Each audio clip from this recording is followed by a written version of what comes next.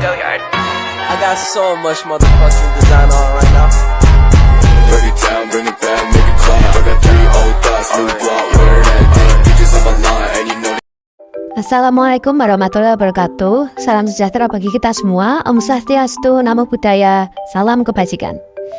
Kami dari kelompok 17 akan mempresentasikan hasil diskusi kami tentang teori investasi pasar modal.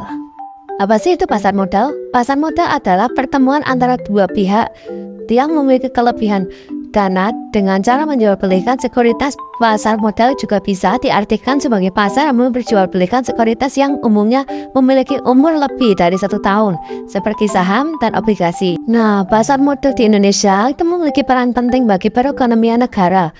Adanya pasar modal capital market membuat investor sebagai pihak yang memiliki kelebihan dana dapat menginvestasikan dana sebagai sekuritas dengan harapan beroleh imbalan. Nah, ini ada jenis pasar modal seperti sumber pendanaan, investasi, likuiditas, dan kenaikan harga saham. Apa sih itu sumber pendanaan? Sumber pendanaan adalah sumber pendanaan yang berasal dari modal. Sumber pendanaan ini terbagi menjadi 2, yaitu sumber pendanaan eksternal dan sumber pendanaan internal, yang di mana memiliki masing-masing sumber pendanaan memiliki peran dampak positif dan negatif yang berbeda pula. Nah, sekarang kita membahas sumber pendanaan internal dan sumber pendanaan eksternal. Apa sih itu sumber pendanaan internal? Terus merupakan kekuatan dana yang berasal dari perolehan aktivitas operasional perusahaan dalam modal pemegang saham. Kalau sumber dana eksternal itu merupakan sumber dana yang berasal dari luar perusahaan.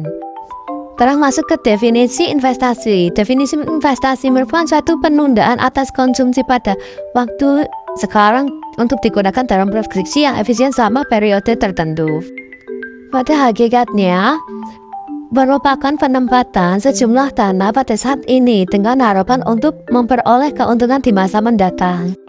Sekarang investasi keuangan. Investasi keuangan dapat diartikan berhasil jika seluruh dana yang dikeluarkan telah mengalami pengembangan atau pengembalian, walau di dalam proses perilaku pengembangan tidak dapat dikatakan secara seketika, akan tetapi proses mengalami kenaikan pasti secara bertahap. Alasan mengapa seseorang melakukan investasi. Yang nomor 1, investor ingin mendapatkan kehidupan yang layak di masa mendatang. Yang kedua, investor ingin mengurangi tekanan inflasi yang terjadi pada saat itu ya. Dan ketiga, dorongan untuk menghemat pajak. Beberapa di negara juga melakukan kebijakan tersebut. Tipe-tipe investasi. Yang pertama, investasi secara langsung, yaitu investasi yang dilakukan dengan cara membeli barang aktiva keuangan dari emiten. Yang kedua, macam-macam investasi secara langsung.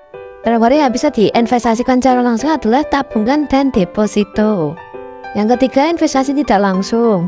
Investasi tidak langsung yaitu investasi yang dilakukan dengan cara membeli surat-surat berharga dari perusahaan investasi.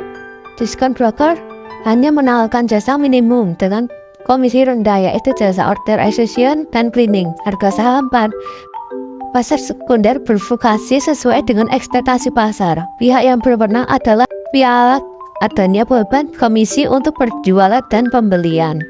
Sekian video presentasi dari kelompok kami. Kurang lebihnya mohon maaf. Wassalamualaikum warahmatullahi wabarakatuh.